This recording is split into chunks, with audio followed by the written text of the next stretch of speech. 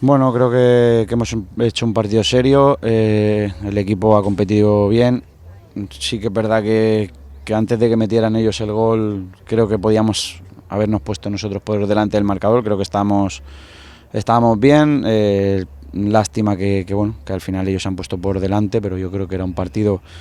como se estaba dando, creo que para el final el poder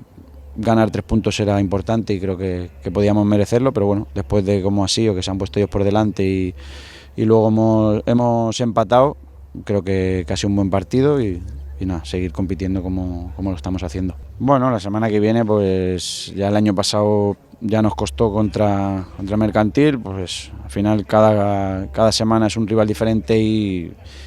siempre es complicado, o sea que trabajarlo bien durante la semana para poder conseguir 3 puntos y bueno, pues si ya se consigue el objetivo, pues mucho mejor y contentos, pero si no, nuestro objetivo es conseguir 3 puntos más en casa que en nuestro campo, o sea que darlo todo toda la semana para llegar en el mejor estado para el sábado. Hem puntuat un camp molt difícil, aquest puntet s'ha servit molt per la Copa del Rei, hem estat 8 partits consecutius puntuant y la semana vinent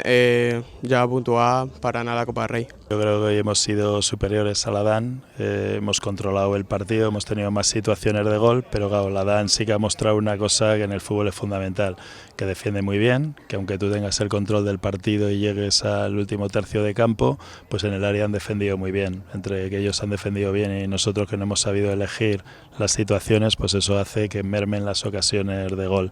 Y bueno, nos hemos puesto por delante en el marcador, que era lo difícil, hacerle gol, pero en una jugada aislada por un encadenamiento de errores nuestros, pues bueno, ellos han conseguido empatar y luego ya han controlado bastante bien el partido. Lo hemos intentado, pero no ha podido ser.